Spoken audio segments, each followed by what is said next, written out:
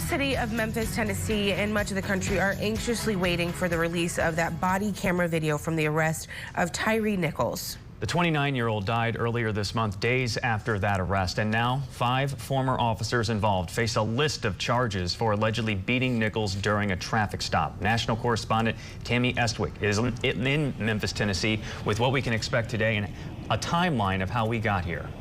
Tammy.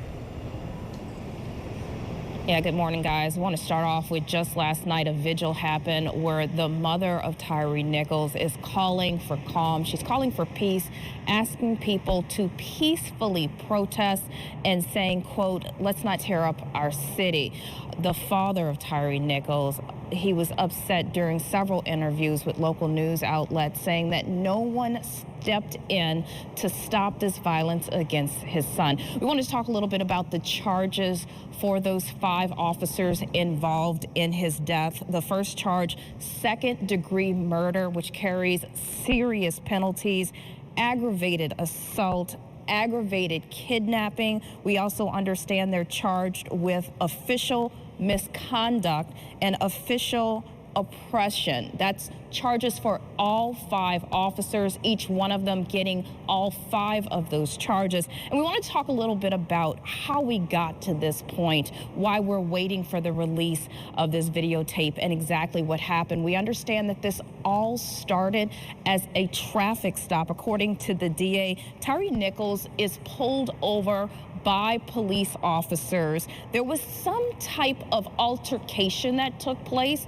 and when we get that video and get a look at it, we'll see exactly what it was that happened, probably in that altercation that the DA is talking about. At that point, Nichols is pepper sprayed. We understand from the DA that Nichols takes off and runs. Officers give chase, and the DA says when they catch up to Nichols, they begin to beat him.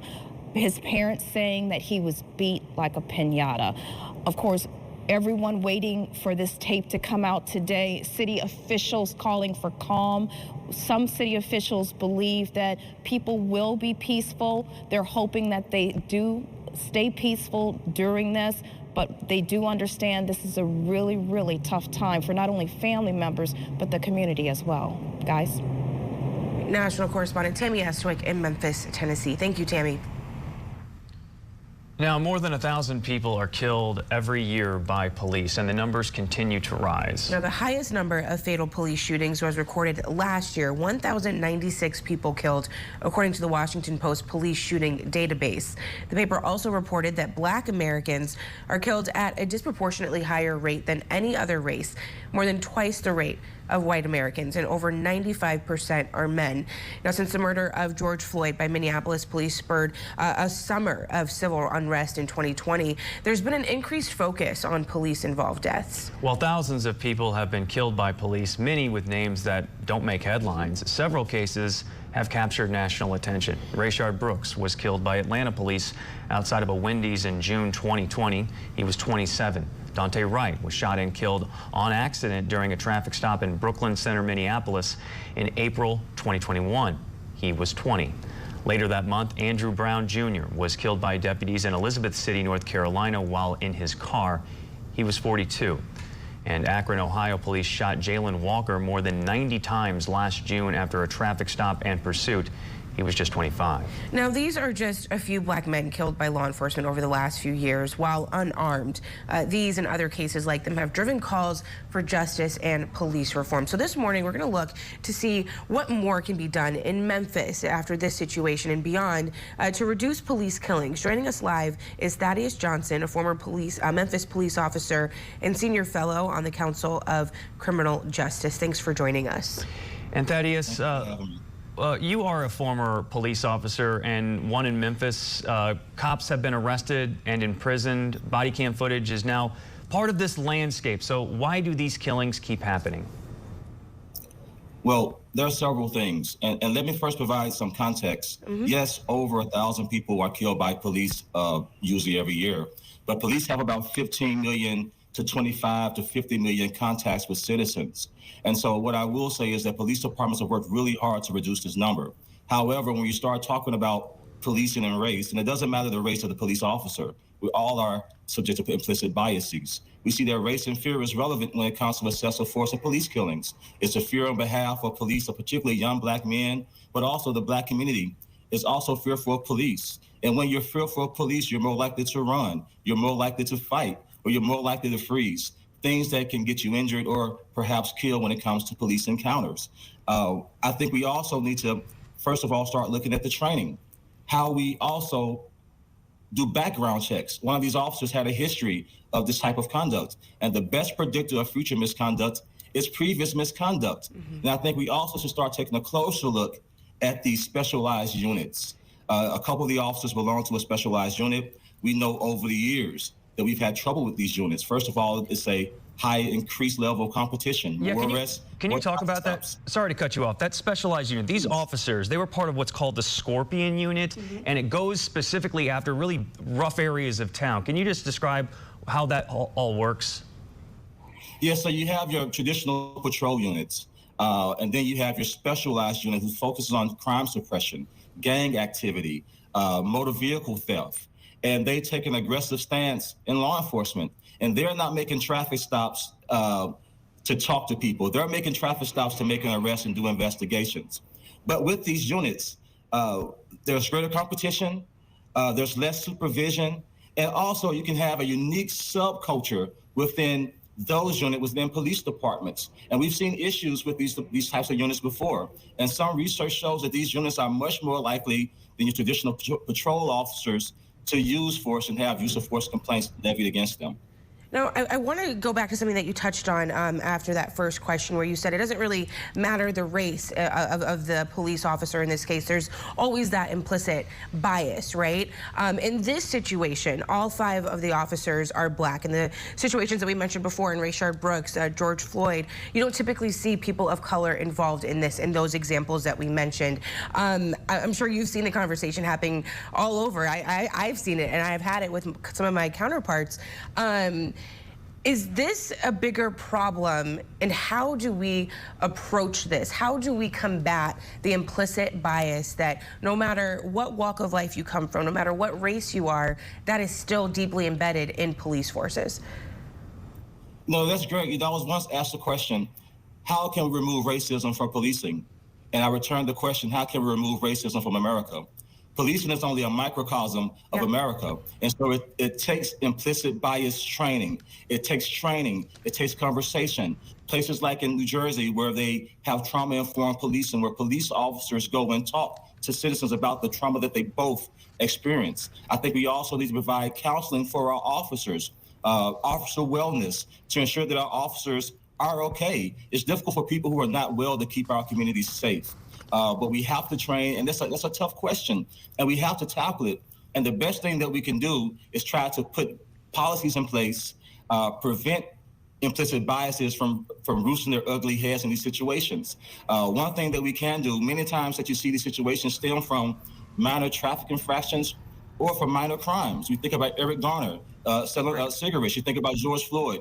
These weren't serial rapists. These were serial killers. And so oftentimes how police reward their officers and evaluations for promotion and for tenure is usually based on traffic stops, arrests. And many times these activities don't have any public safety value, but they unnecessarily place police and citizens in adversarial positions where that fear and implicit bias can come together and converge and result in things that we've seen in Memphis and many other places.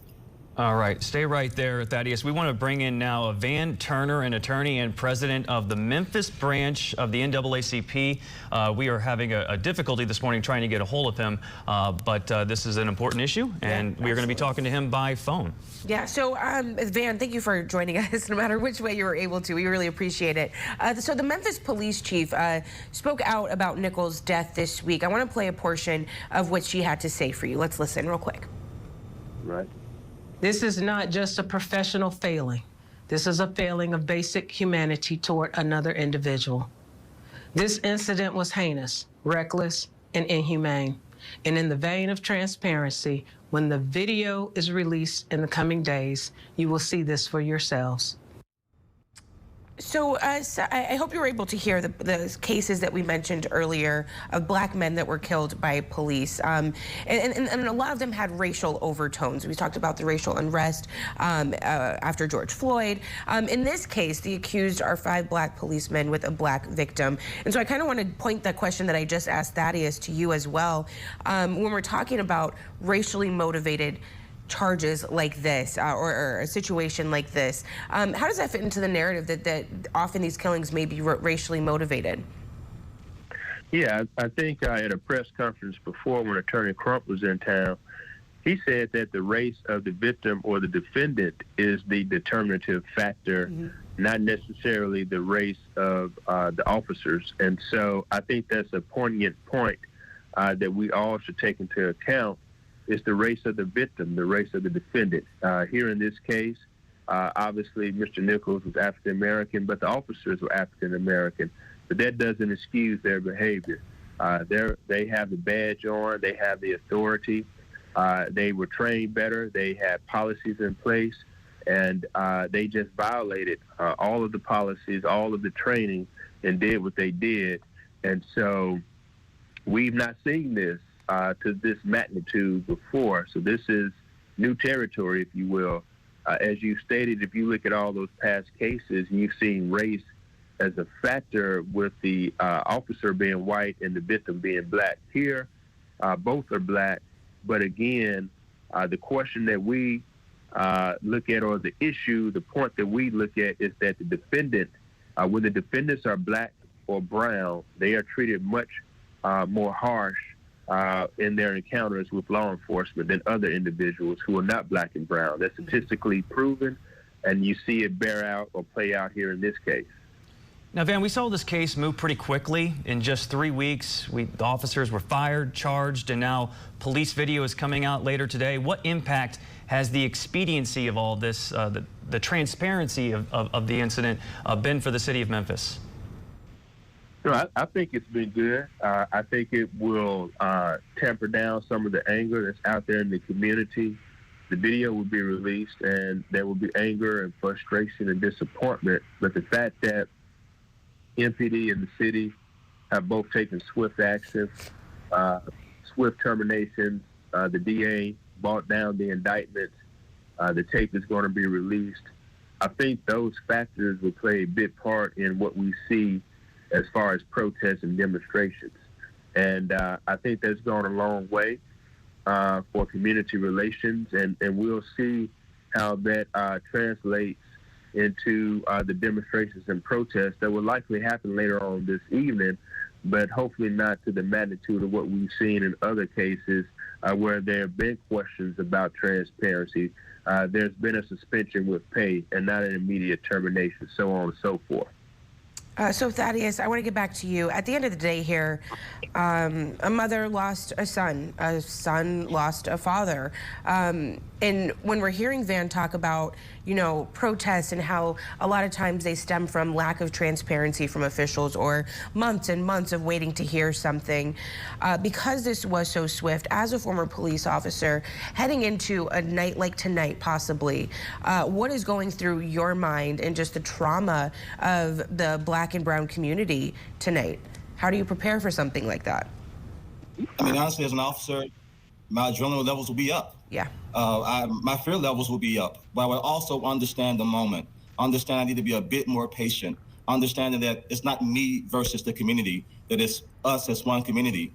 Also understanding and making clear that as an officer, we don't tolerate these issues. Simply talking to people and not being so quickly triggered to use defensive tactics in order to control crowds. I think you have to, as an officer, be on your P's and Q's, but also understand that emotion is there. And as an officer, as a black man, the uniform does not make me immune from feeling the same feelings that many of my brothers and sisters in the community that it feels. But as a professional, it is important that I maintain professionalism, that I maintain honor, maintain dignity, but also be very sympathetic to what's going on, and also extend the cable toe, extend an olive branch to these protesters, and let them know that we understand. I think that Chief Davis did a phenomenal job I respect Mr. Turner and the work that he's done and all the attorneys, and you can't do it any better in response. And so I just want that my citizens in Memphis to know, protest, ask for the department that you want, but know that you have a police department that has been working to get better and has been trying to do better. And I think how quickly they moved and the actions that they took really shows that they're real about it. It's not just lip service. Van, we'll end with you. Final thoughts, same question. Is there anything that you want to come out of this loss of life that could improve the situation? Yes, we shouldn't allow the death of Tyre Nichols to be in vain. We have policies on the books. We have A Can't Wait. We still have the George Floyd Act that needs to be passed. And so hopefully in the shadow of what we see that's happened to Tyre Nichols, let's use this really as the motivating factor in us getting some of this legislation passed and better implementing the A Can't Wait policies, because it is necessary, it is vital, and we don't want to be here again 6 months from now or a year from now talking about another victim who's lost his or her life at the hand of law enforcement, and we could have prevented it. And so that's the message that we would like to go out today. I know all eyes will be on my city, and hopefully we will have demonstrations and protests to support these kinds of policies and implementation of these kinds of policies going forward. We don't ever want to be here again talking about another black victim who's lost his life at the hands of police, and it could have been prevented. And I think that's the message we want to send out today. Right. All right, Van Turner, Thaddeus Johnson, thank you both for your time. We really appreciate you coming on the show today. We'll be back in just 2 minutes. Thank you.